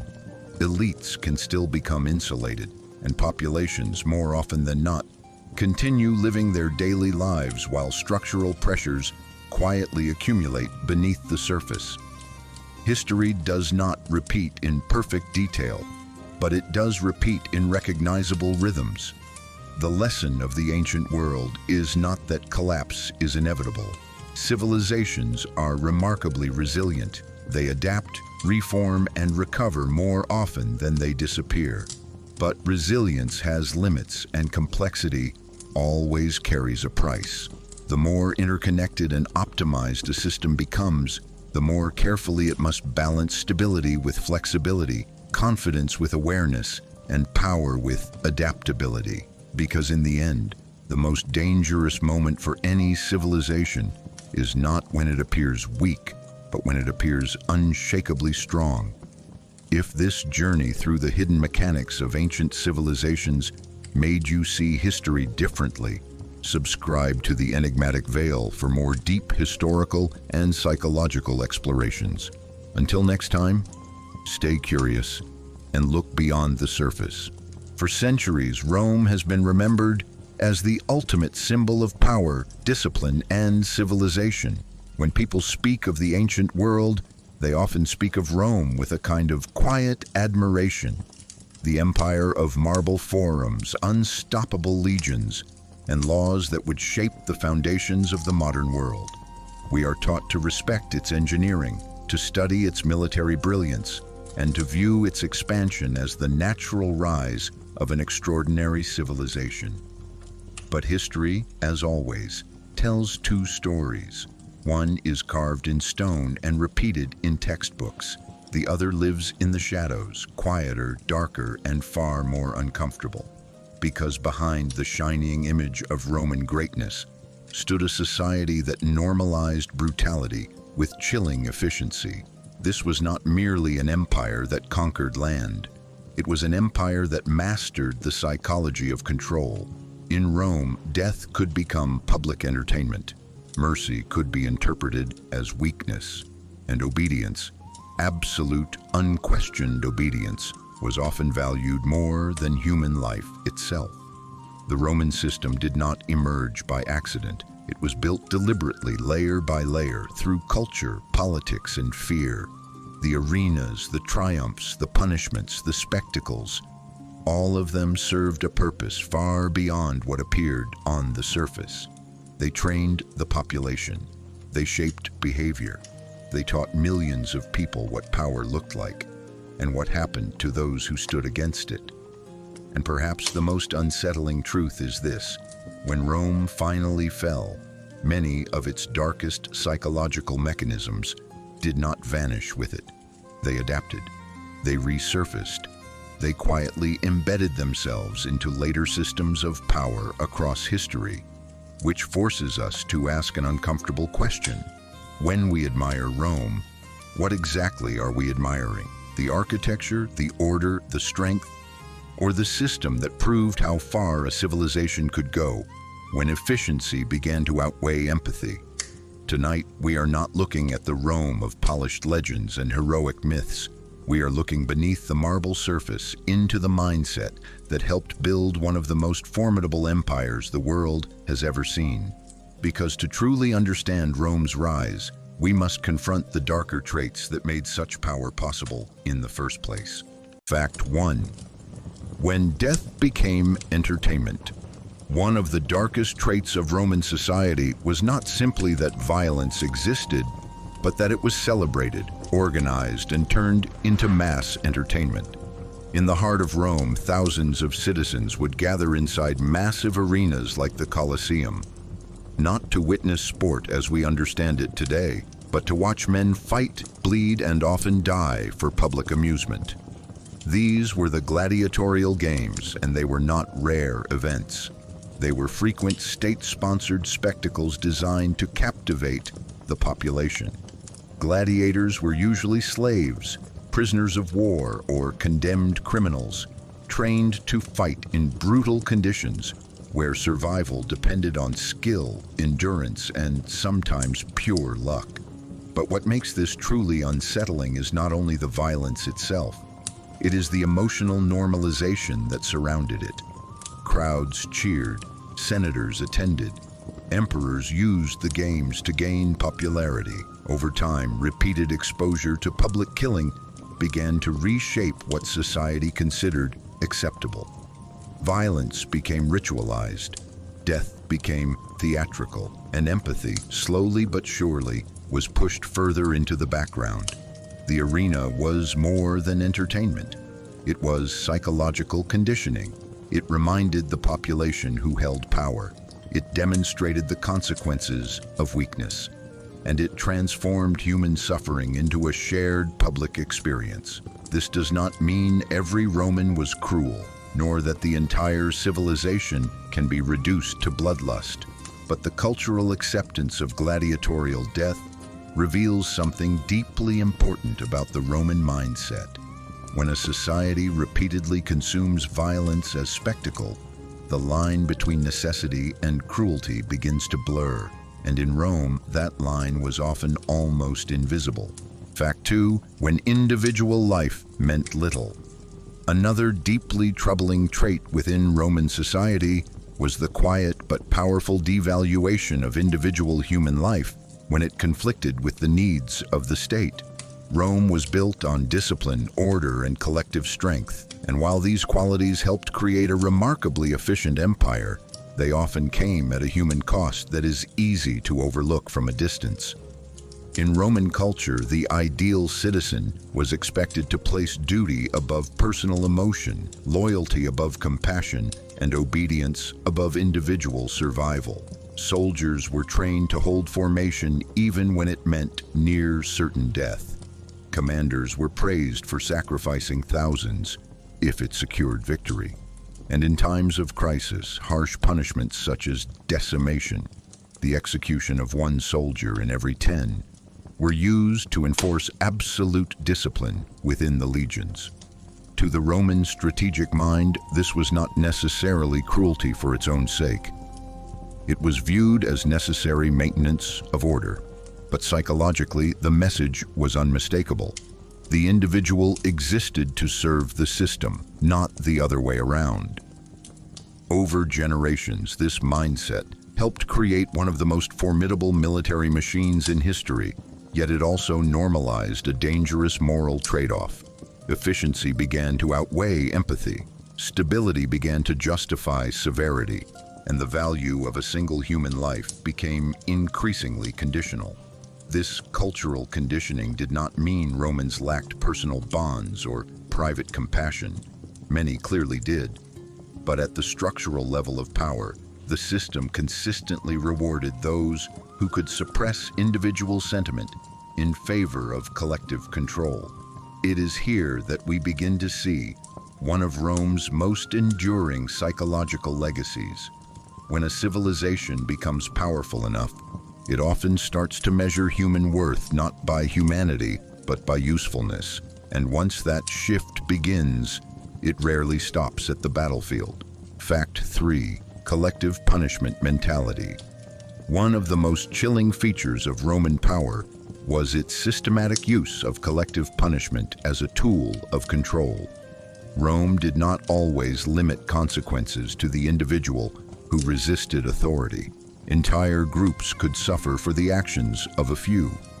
Rebellious cities were sometimes destroyed, their populations enslaved or executed to send a message that resistance would carry unbearable costs. Within the military itself, the practice of decimation demonstrated this mindset with brutal clarity. When a unit showed cowardice or disobedience, one soldier out of every 10 could be randomly selected and executed by his own comrades. The psychological impact of such policies was profound.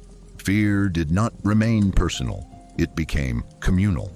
Responsibility became shared, whether fairly or not. This created an environment where people were pressured to police one another because the failure of one could endanger many. From the Roman perspective, this reinforced discipline and discouraged rebellion. But it also reveals a darker truth about the empire's governing philosophy. Stability was often maintained not through trust, but through carefully engineered fear that spread across entire populations. Fact 4, ruthless expansionism. Rome's rise was not a slow accident of geography. It was driven by an almost relentless momentum of expansion. Roman leadership and culture gradually developed an expectation that growth was both natural and necessary. Each successful campaign fed the next. Each victory normalized further conquest. Over time, expansion became embedded not only in military policy but in Roman identity itself. New territories brought wealth, slaves, and prestige, reinforcing the belief that Rome's dominance was both justified and inevitable. Yet this constant outward pressure carried a psychological cost. An empire built on perpetual expansion must continuously define new threats and new frontiers. Peace in such a system can begin to feel unnatural or even dangerous. While Rome often integrated conquered peoples with remarkable administrative skill, the underlying engine remained uncompromising. Resistance would be crushed, and strategic advantage would outweigh local suffering.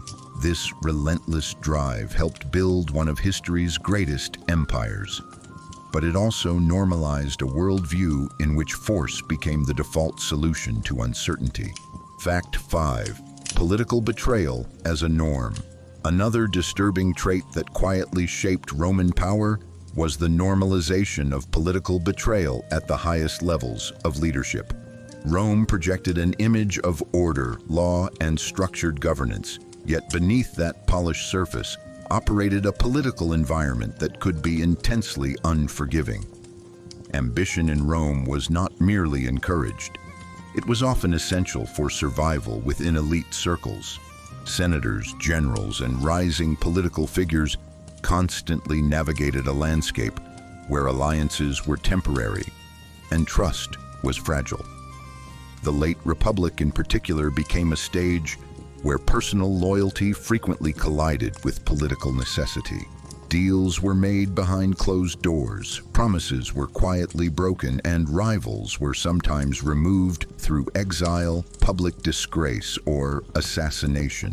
What makes this especially significant is not simply that betrayal occurred, such things have existed in many societies, but that Roman political culture gradually absorbed it as an expected risk of pursuing power. Over time, this created an atmosphere of permanent strategic tension.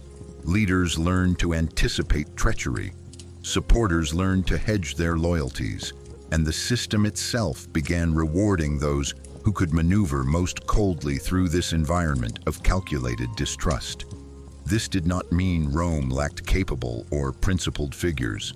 Many leaders genuinely believed they were acting in the republic's or empire's best interest. But structurally, the political arena increasingly favored those willing to prioritize advantage over attachment. In the long run, this normalization of elite rivalry and suspicion would contribute to cycles of instability that even Rome's formidable institutions struggled to contain. Fact 6. Dehumanization of enemies. As Rome expanded across the Mediterranean world, it developed a powerful psychological habit that many large empires eventually adopt: the gradual dehumanization of external enemies. Roman military success depended not only on discipline and engineering, but also on the ability to maintain emotional distance from those they fought. In official rhetoric, conquered peoples were often framed primarily as threats to order, obstacles to stability, or subjects to be pacified. This framing made sustained military campaigns psychologically easier to justify to both soldiers and civilians.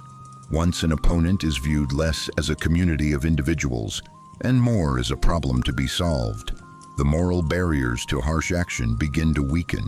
Roman commanders could be pragmatic administrators after conquest, and in many cases, Rome integrated defeated populations with notable sophistication.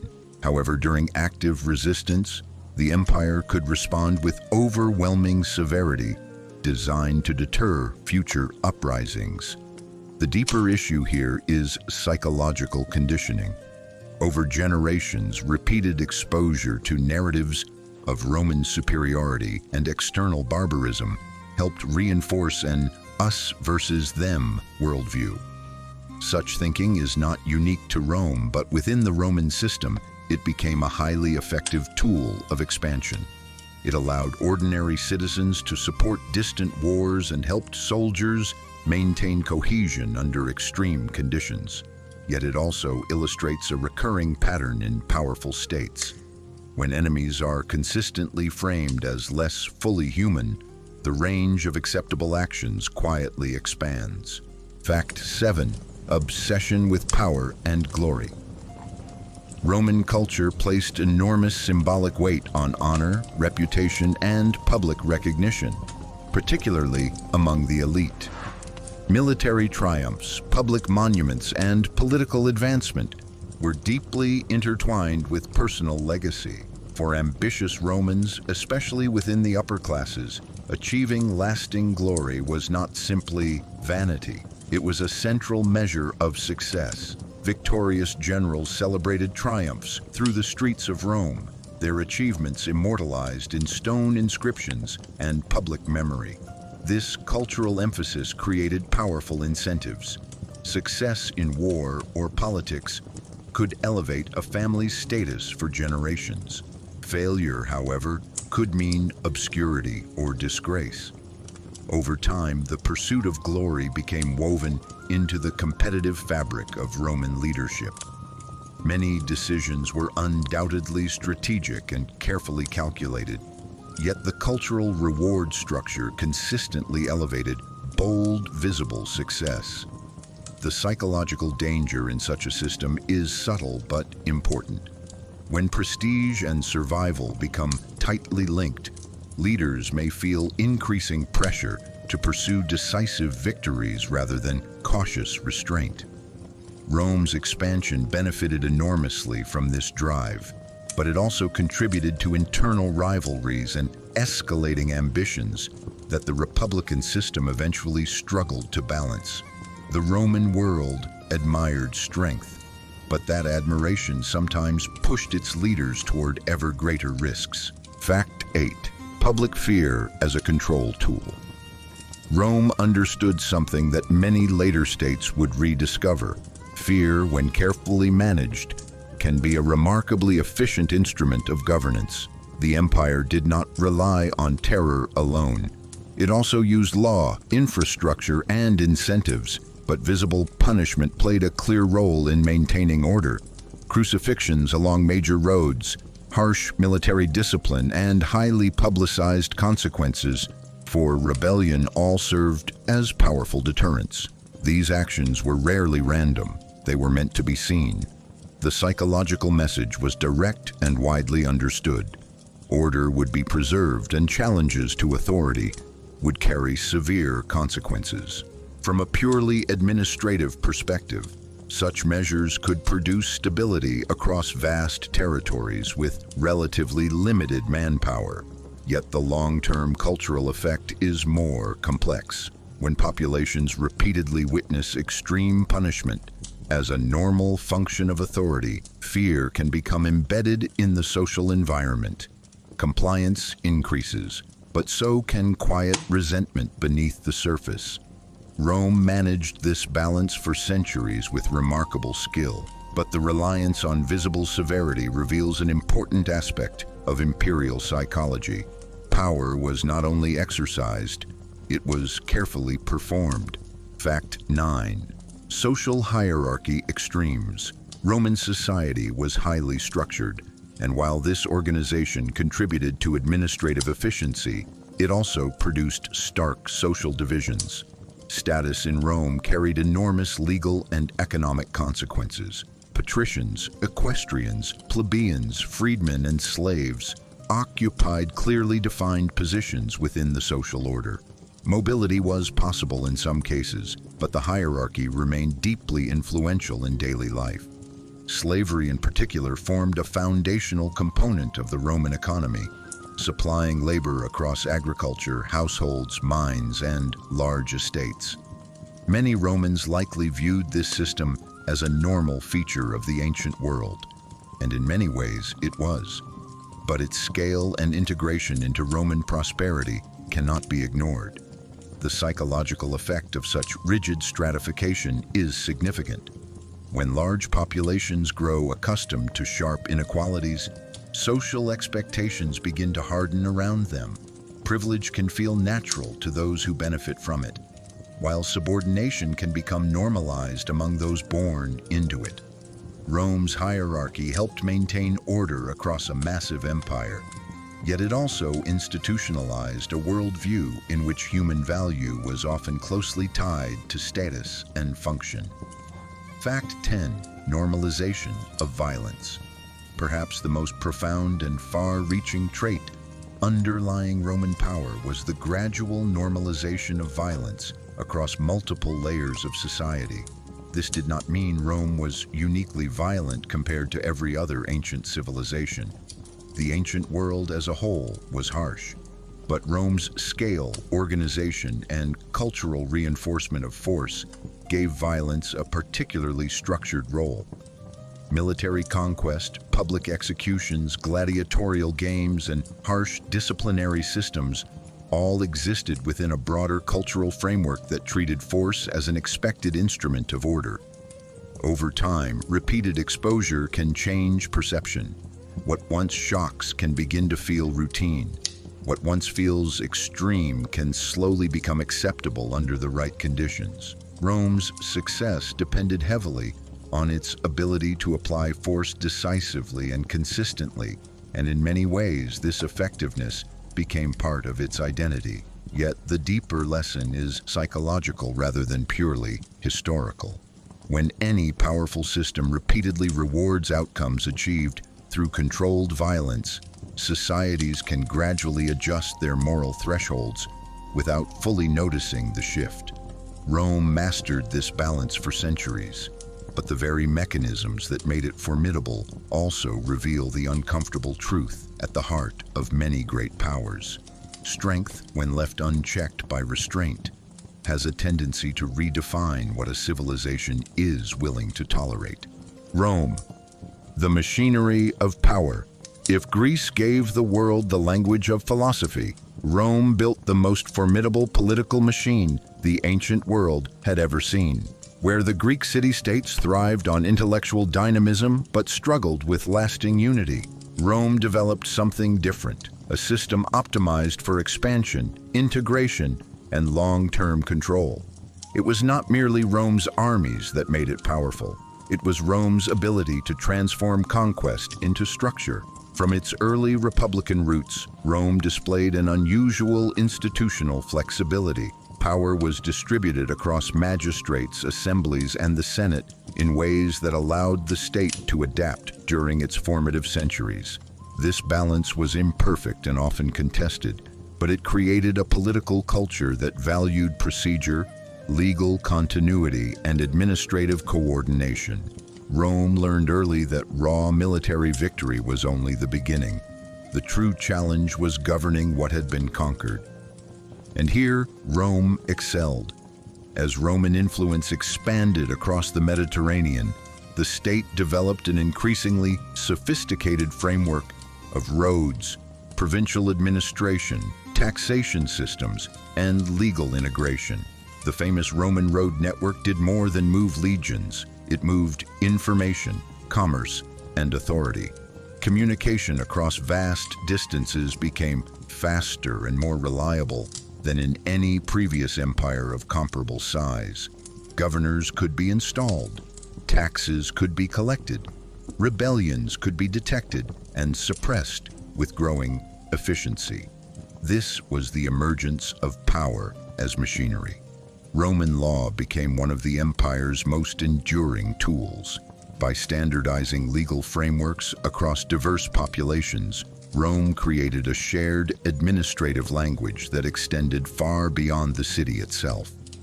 Local elites in conquered regions were often incorporated into the Roman system, rather than simply displaced. Citizenship, once tightly restricted, gradually expanded in calculated phases, binding distant populations more closely to the imperial center. This strategy produced extraordinary results. Rome was not merely conquering territory, it was absorbing it. For centuries, the system worked with remarkable effectiveness.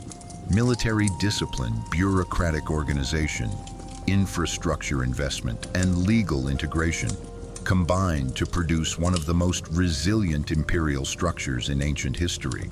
The Roman world, at its height, projected an image of unstoppable momentum and structural permanence. But beneath this formidable machinery, subtle pressures were already accumulating. As Rome expanded, its administrative complexity multiplied. Managing distant provinces required layers of bureaucracy. Maintaining frontier security demanded constant military expenditure. Political competition within the elite intensified as the stakes of central power grew higher. What had once been a relatively balanced republican system began to strain under the weight of imperial scale. The late Republic revealed the first major fractures.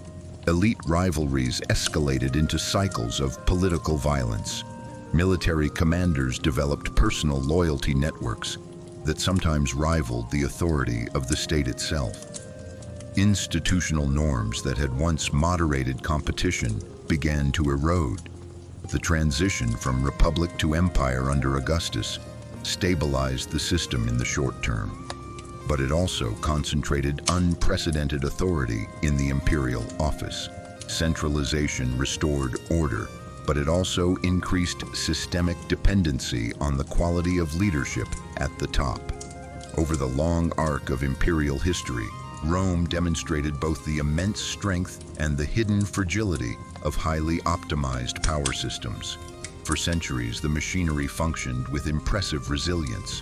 Trade flourished, cities expanded. The Pax Romana created long stretches of relative stability across vast territories. Yet the very efficiency of Rome's system created structural inertia. Administrative costs rose, military commitments expanded, political legitimacy became increasingly tied to imperial performance. When external pressures intensified and internal cohesion weakened in the later centuries of the empire, adaptation became more difficult. This is Rome's most important lesson. Power, when systematized effectively, can scale to astonishing levels, but the more complex and interconnected the machinery becomes, the more carefully it must be maintained. Rome did not collapse in a single dramatic moment. Like many great systems before and after it, it experienced a long, uneven process of strain, adjustment, partial recovery, and gradual fragmentation. To those living within the empire, the system often still appeared functional, even as underlying stresses accumulated. And this is perhaps the most enduring insight Rome offers to the study of civilizations. The strongest empires rarely fall when they appear weakest. At the height of its power, Rome was not held together by conquest alone. Its true strength came from a carefully interlocking system: law, military organization, bureaucracy, and what might be called the psychology of empire. Each element reinforced the others, creating a structure that was both remarkably resilient and, over time, increasingly complex to sustain. Roman law was one of the empire's most sophisticated tools of control and cohesion. Unlike many earlier systems that relied heavily on local custom or sacred authority, Rome developed a legal framework designed for scalability. Laws could be codified, transmitted, and applied across vast and culturally diverse territories. This created a powerful sense of administrative continuity. For merchants, local elites, and provincial populations, Roman law offered predictability, and predictability encouraged cooperation. Disputes could be adjudicated through recognized procedures. Property rights could be enforced. Contracts could be trusted beyond local communities. But Roman law did more than regulate behavior. It quietly reshaped identity. As citizenship gradually expanded, more people across the empire began to see themselves not merely as subjects of Rome, but as participants in a shared legal order. This was a subtle but profound psychological achievement. The empire was not only governing bodies, it was integrating minds. Alongside legal integration stood the Roman military, one of the most disciplined and professional fighting forces of the ancient world. The Roman army was not simply a collection of warriors. It was an institution engineered for endurance. Standardized training, strict hierarchy, logistical planning, and long-term service structures transformed the legions into a highly reliable instrument of state power. Roads built by the military enabled rapid deployment. Frontier fortifications extended the empire's defensive reach. Veterans were often settled in strategic colonies, further embedding Roman influence in newly secured regions. Yet the army also introduced long-term political risk. As Rome expanded, successful generals accumulated enormous personal loyalty from their troops. In the late Republic, this dynamic began to destabilize the traditional balance of power. Armies that were supposed to serve the state increasingly became tied to individual commanders.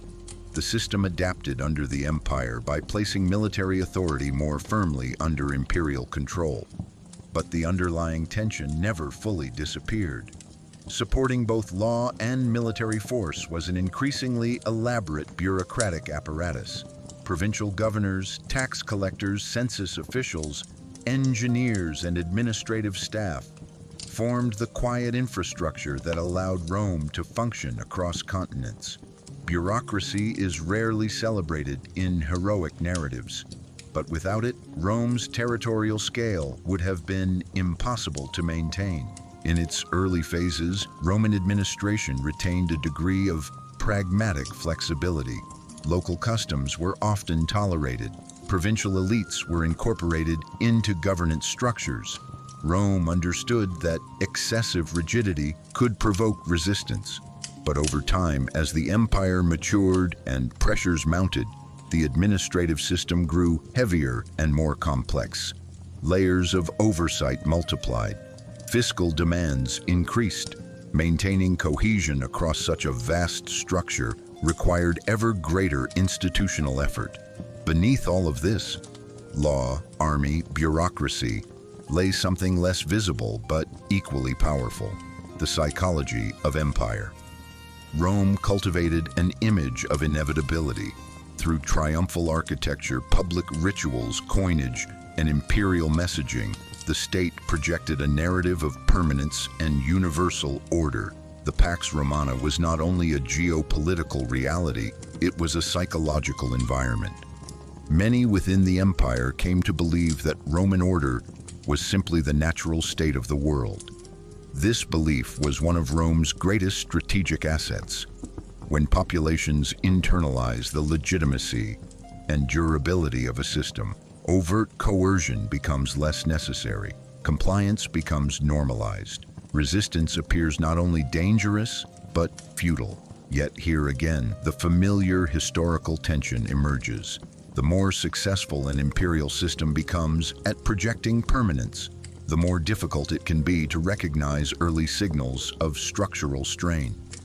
Rising military costs, administrative overextension, economic pressures, and political fragmentation do not immediately shatter the illusion of stability.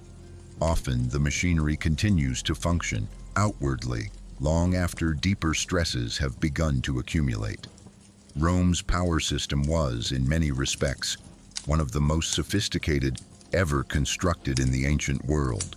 It integrated law, force, administration, and psychology with extraordinary effectiveness, but it also demonstrated a recurring civilizational truth.